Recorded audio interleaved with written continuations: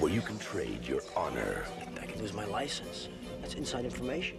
for power. If you're not inside, you are outside. I know what this guy's all about. Greed. There is no nobility in poverty anymore, Dad. Greed is good. Greed works.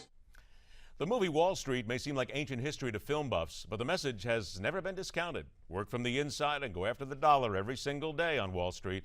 But with record fines being nailed to businesses like J.P. Morgan and Citigroup, the feds want more people to turn coat and blow the whistle on those who seem to print those large bucks. But will they be able to recruit in the face of all that loot out there? Welcome to Midpoint. Business attorney with more than 25 years experience in cases where people can cash in big by whistleblowing, Robert Sadowski joins us today. Robert, thanks so much for being here. Thank you. I enjoy being here. What does this tell us then about the Justice Department and the SEC and people like that who say basically, we want you to get in there. We basically need you because without you, we can't get these guys as well as we should. Well, Attorney General Holder has an excellent idea. It's a first step, but it's an excellent idea.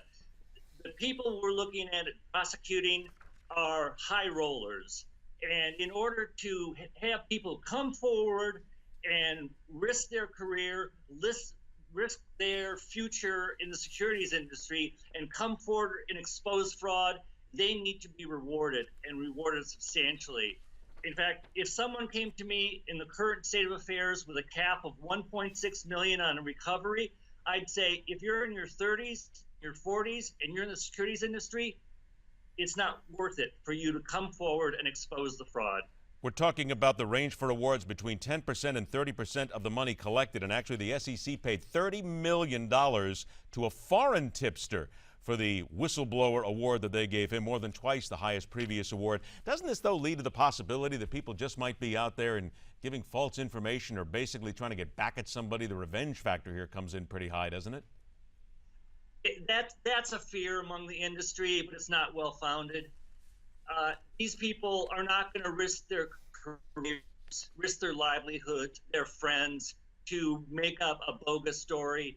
And any attorney who they come to who's reputable is going to vet their story, vet them, vet their credibility, and make sure that they are not going to risk their credibility by proposing someone who comes to them with a bogus story to go out and tell the government something that's completely untrue. Robert, is this really going to change the corporate culture, though, when we look at this? Realizing, of course, there's guys like Citigroup, the others I mentioned, but is this really going to make a difference? Is it going to change corporate culture? Sure. Corporate culture itself It is always about making money and basically making it wherever you can, whenever you can. That's right. It's the same with the pharmaceutical industry.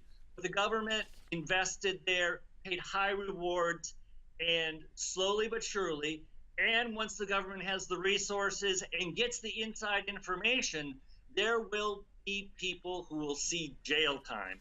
That will make people think twice before engaging in these schemes. Isn't that what should have happened in the past, though? Isn't that what should have happened in the past when we get to some of these big companies? Had people been thrown in jail, as a lot of people wanted at that time, we wouldn't be here today. You wouldn't have to go for these whistleblower awards because you'd be putting these guys not in a country club, but somewhere behind doing some real time.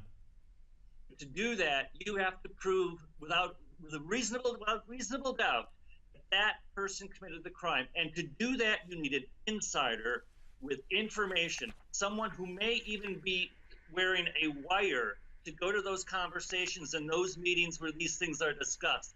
That's the way to make a criminal prosecution. An insider's exposure and information. 20 seconds. You're an attorney. You have somebody comes to you. They want to go ahead and be a whistleblower. Would you recommend it then? Go to the SEC? Absolutely.